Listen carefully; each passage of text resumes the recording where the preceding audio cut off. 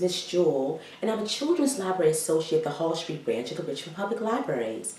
And you may be asking yourself or wondering, what does that mean? It means that when you're able to, if you go to any of our Richmond Public branches, there's normally somebody there who enjoys reading stories, they enjoy crafts, also singing and sometimes dancing. Doesn't that sound great?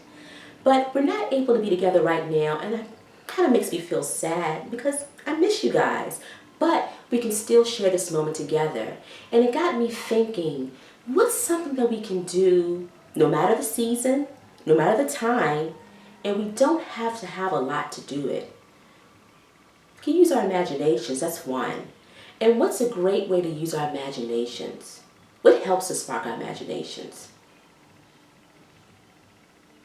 Well, if you didn't guess it, reading. Reading is a wonderful way to spark our imaginations because we can travel to worlds that we've never been to before. We can learn about people that we've never heard of. We can broaden our minds. We can become dancers, or we can be singers. We can be whatever we want to be in the land of books. And so that makes it really exciting. So if you have the time today, I would love to share a story with you. Does that sound good? All right, wonderful. Well, just give me one moment. Let me go grab a book, and then we'll get started. Over and Under the Pond by Kate Messner, with art by Christopher Silas Neal. Over the pond we slide, splashing through lily pads, sweeping through reeds. The water's a mirror reflecting the sky, sunshine and clouds, then a shadow below. What's down there, I ask. Under the pond, Mom says. Under the pond is a whole hidden world of minnows and crayfish, turtles and bullfrogs. We're paddling over them now. Over the pond we skim past tall rushes. Whirligig beetles loop and twirl, skaters on a warm summer surface. Under the pond, minnows dart through waving forests of grass, while a brook trout lurks ready to lunge. Over the pond we lift and dip and pull past a row of painted turtles on a waterlogged tree. 1, 2, 3. They slip off and away. Splash, gurgle, sploosh. Under the pond. Over the pond, cattails rustle and shush in the wind. Listen close. Clary. Red-winged blackbirds race by. One has grass for her nest. Under the pond, a caddisfly larva built a home of her own, a secret shelter of pebbles and sand. Over the pond, the shadow of trees lean out from the shore. We coast under a low-hanging branch. A moose looks up with a mouthful of water lilies. We've interrupted his lunch. Under the pond, beavers dive deep. They pump with powerful tails and rise to the surface with delectable roots from the mud. Those do look tasty. Over the pond, the wind gives us a push, stirs the light dappled leaves on shore. There on a branch, a new goldfinch teeters, finally ready to fly. Under the pond, tadpoles are changing, learning to hop.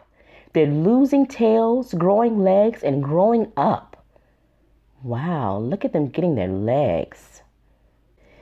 Over the pond, there at the shore, tall and silent and still, a great blue heron stares down into the deep. It tenses, takes one long-legged step, and strikes. It catches a wiggling quicksilver minnow from where it was hiding under the pond. Over the pond we drift, heads tipped up to the sun.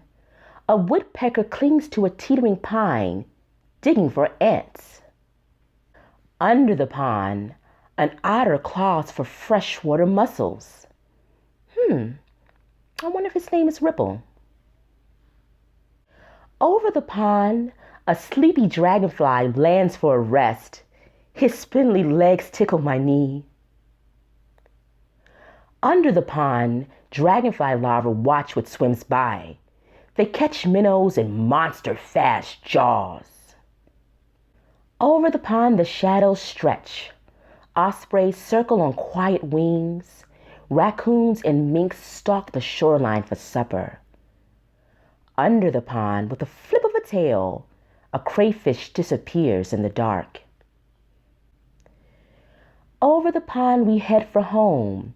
We glide, swish, boop, right up onto shore as a far-off loon calls goodnight. The sky turns from sunset to dusk to dark. Night settles over the pond. The prowling catfish and the drowsy turtles, the scuttling crayfish and tadpoles turn frogs, wading herons and stalking raccoons. In the hidden world under the pond. There you are again. Wasn't it a wonderful story?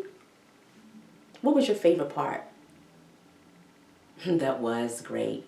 I think my favorite part was when we talked about the tadpoles and how they're constantly growing, getting bigger, getting their legs and hopping away. And it made me think about something special.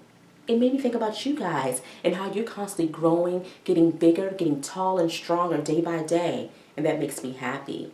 It also makes you think about nature, and just because we can't see things doesn't mean they're not happening. Animals are still enjoying their family units, they're still enjoying their environments, even when we're inside, even when we're outside. And so that's something wonderful to think about when we realize that beautiful things are happening all around us all the time, no matter what else is going on. So always remember that. Another thing too, parents, we're open 24 hours on rvalibrary.org where we have a wonderful assortment of materials for you. This book was actually chosen from Libby. It's a downloadable app. If you don't have access to a tablet, you can read in your browser.